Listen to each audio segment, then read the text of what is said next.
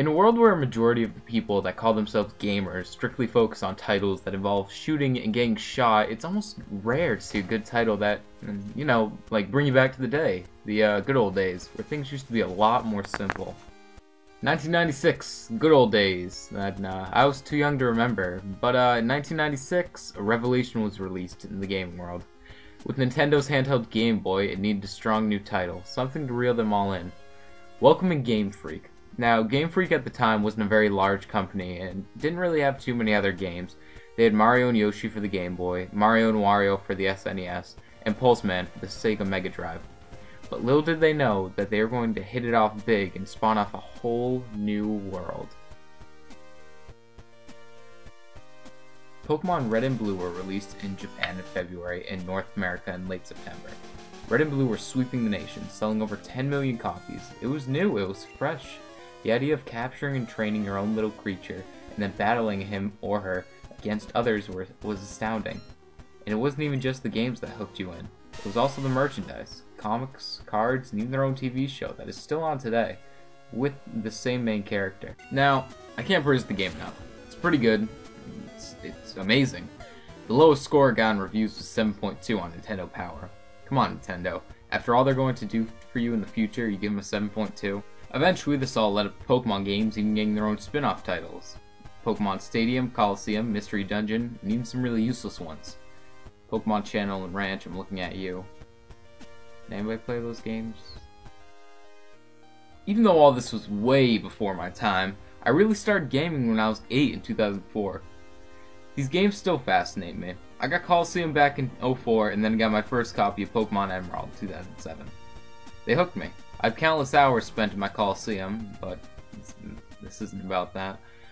This is about one game that's so close to my heart, so close I could throw an apple to it. Pokemon Snap for the N64. Developed by HAL Laboratory and Pax Sopnica, it was a whole new meaning to first-person shooter. Really, that's what it's labeled as. In Pokemon Snap, you play as Todd Snap, a brown-haired photographer that is hired by Professor Oak to go and take pictures.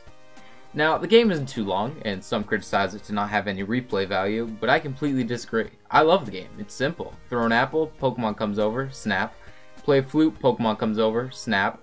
Throw a ball, Pokemon comes over, snap. You understand what I'm getting to? It's simple. And I think that's what makes this game fun, and why so many people, such as myself, still play the game today. It's fun. I still have fun while I play it. There's only 63 Pokemon in this game, but it's a lot less than it sounds, and definitely will take a while. The game has varying times to beat, mattering on if you've played the game before. The gameplay mechanics are easy. You go around the course on a sort of rover machine for about 3 minutes taking pictures, and along the way, you use the 3 items to your disposal to take pictures of the Pokemon. When you are finished taking pictures, you choose your favorites and send them to Oak, and he will grade them on size, pose, and being in frame. You can get multipliers for having more than one of the same type of Pokemon in the picture as well. Also, there are a few special poses, such as the flying Pikachu in the cave. Pokemon can evolve, eat, and get in your way during your endeavors, which I believe makes it a lot more fun. Now, while Snap isn't as good as other spin-offs, such as Pokemon Stadium and Stadium 2, it's one of the better ones, and is definitely one of my favorite N64 titles. I'd definitely pick it up.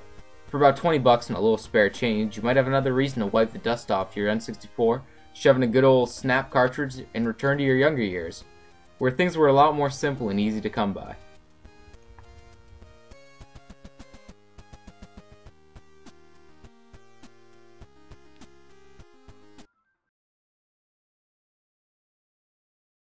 Hi guys, Mr. GameCube Hero here. Thanks for watching my video. I hope you enjoyed. In the annotation on the screen, there will be a link to my last video, and in the description box there should be a link where you can go and buy Pokemon Snap from Amazon. It's an amazing game. This review was short, but I could say a lot more about it. Anyways, thanks for watching the video. Subscribe, like, all that snazz. Boost my self-esteem a little bit. Thank you. Next time we'll do I don't know. Let's Mega Man. Yeah, Mega Man. Yeah.